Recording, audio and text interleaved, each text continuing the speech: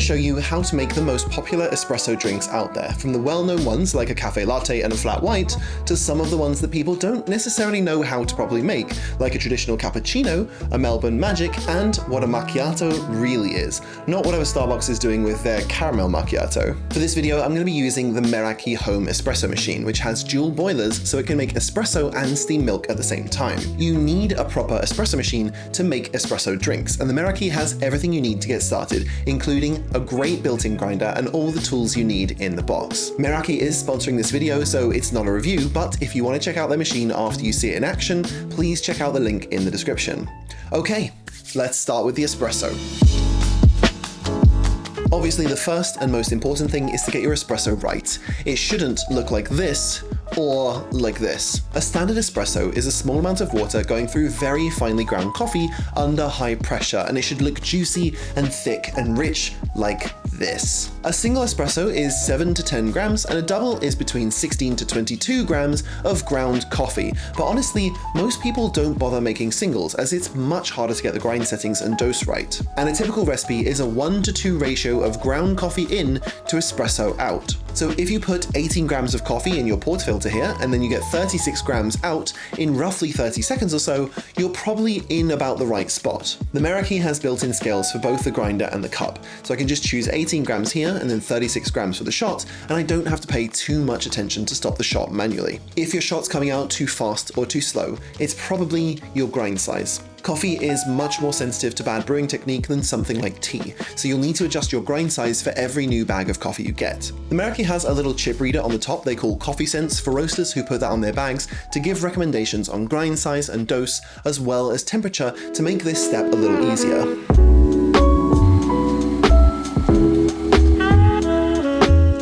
Because it's under a lot of pressure, when the water starts going through, that water is going to find the easiest path. So to keep this step quick, I usually just groom the top with my finger like this, tap a little bit on the side, then distribute with this tool, and then tamp down hard. The standard advice is to use around 30 pounds of pressure when you're tamping, but nobody really knows how to do that, so I just tamp down really hard, because at a certain point you've compressed the puck enough, and it's much more reliable than not compressing enough. Make sure you do that with your elbow at a right angle and use your body weight rather than your wrist, or you'll risk getting an injury.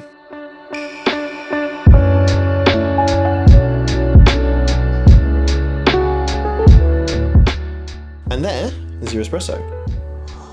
I always taste and adjust based on my taste, not just on whether it's hit the right timings. I've done other more advanced videos on this, but basically if it's coming out faster than around 30 seconds, it's usually going to be a bit too sour, so I grind finer to increase the resistance and slow the shot down. If it's coming out in drips really slowly, like 45 seconds, it'll probably extract way too much and it'll become bitter. So in this case, I'd grind coarser to speed it up. But that's your first drink. It's an espresso. If you're having trouble, I'll link a video at the end that'll help you dial in easily. So now I'll show you how to make a macchiato. Lots of people get this wrong because Starbucks associated it with a big caramel syrupy drink, but actually in Italian, it just means stained or marked. So all a macchiato really is an espresso marked with a little bit of foamed milk. You might have seen an Italian barista put a spoonful of foamed milk on top of an espresso, and that's all there really is to it. So I'll make my espresso, and then all I need to do is steam a tiny bit of milk, quite foamy, so I can get my little spoon here and just put a dollop on top.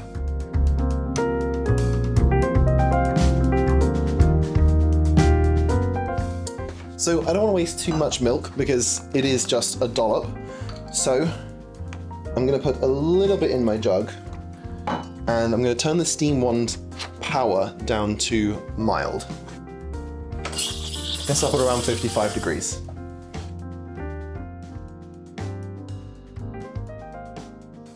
And that is your macchiato. Next is one of my favorite espresso drinks, a Cortado. The recipe for this is really easy. It's just equal parts espresso and steamed milk with minimal foam. So I've got my espresso here, and what I'm going to do is I'm going to again steam a small amount of milk, and I'm going to make sure that I keep the amount of foam to a minimum and get it really nicely integrated so it gets really silky.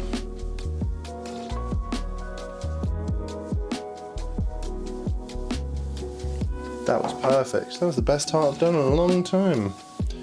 That's a perfect tart right there. And that's a Cortado. It should be really smooth and silky, a super strong flavor, but it adds a lot of sweetness and creaminess from the milk.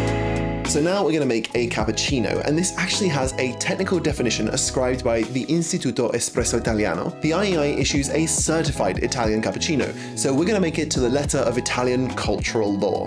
The key to a perfect cappuccino is the 1:1:1 ratio of espresso, milk, and foam, served in a 150 to 160 ml cup. To get this ratio, the law says that you should use a 25 ml of espresso and 100 ml of milk, which will expand to fit your cup perfectly when you steam it and add a lot of air. Now I'm going to switch back to medium power on the steam for a cappuccino, and I'm basically going to keep adding air for the entire time I'm steaming the milk.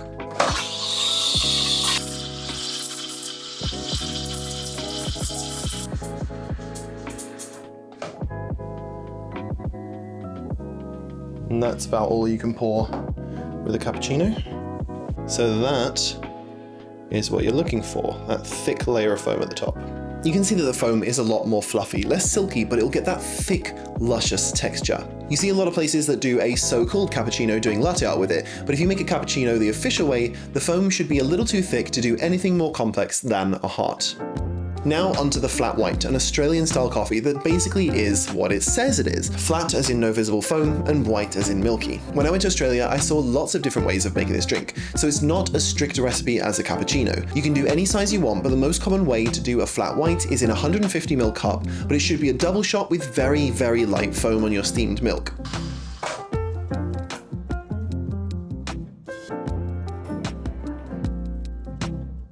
And that is a typical flat white. It should be silky smooth and have a really strong coffee flavor cutting through the milk. Now to do Britain's favorite coffee drink, a cafe latte. I say cafe latte on purpose because if you go to Italy and just ask for a latte, they will chuckle and serve you a big cup of milk, you child. Anyway, this can be any size. Starbucks does a 20-ounce one, and there's no rule that says they can't, other than basic human decency. But I found the best way to do it is in a 250 to 300 ml mug or glass, either with a single or a double shot, and then filled up to the top with milk. Personally, I use double shots for almost everything, as it's just easier to pull a double shot than having to adjust and redial in for singles, which I rarely have any cause to make. So I'm going to do a double shot latte, and the milk should be foamed lightly, around a 20% increase in volume, which, I get it, it's hard to see, but you get a feel for it with your machine after a little bit of practice.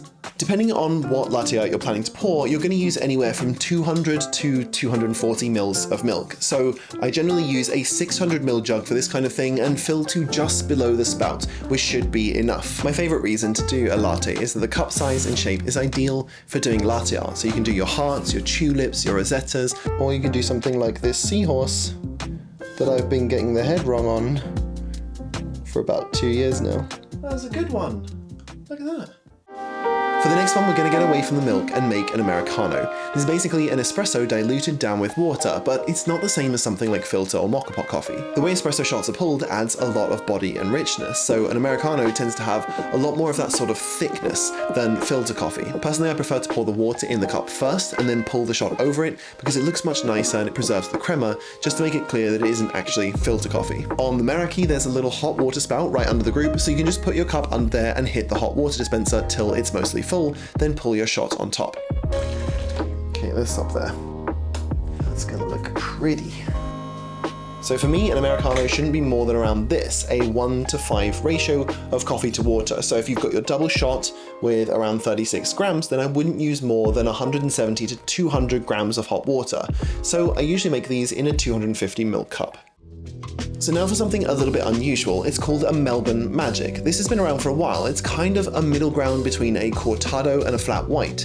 You're getting the silkiness of a flat white with the strong flavor of a Cortado. The way to properly do it, as a Melbourne man explained to me, is to pull a double ristretto shot, so a shorter espresso, and top it with silky milk in a 150 ml cup. This gets you a thick and rich drink that accents the flavor of an espresso with the silky texture.